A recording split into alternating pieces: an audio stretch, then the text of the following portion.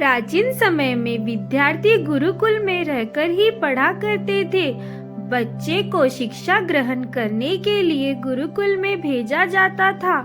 बच्चे गुरुकुल में गुरु के सानिध्य में आश्रम की देखभाल किया करते थे और अध्ययन भी किया करते थे।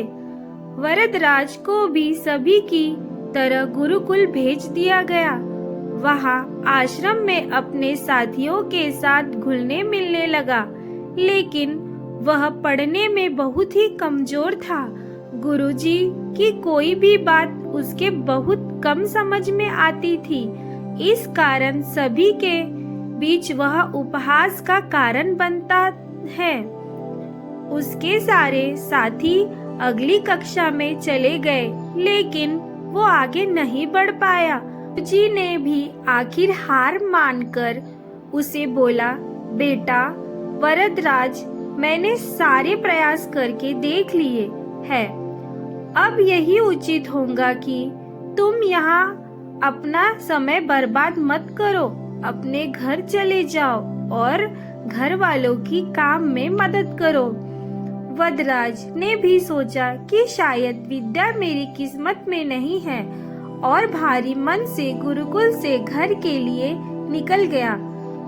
दोपहर का समय था। रास्ते में उसे प्यास लगने लगी।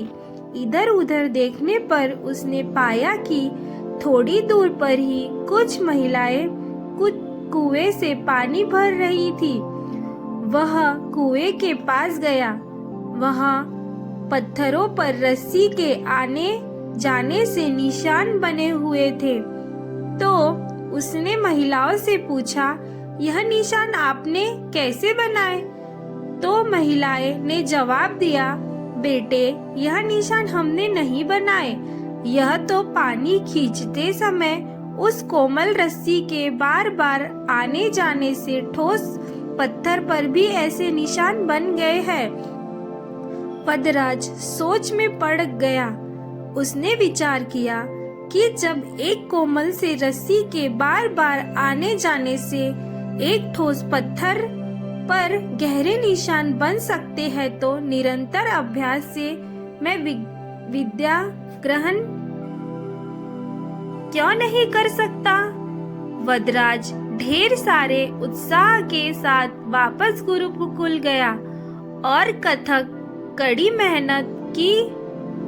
गुरुजी ने भी खुश होकर भरपूर सहयोग किया।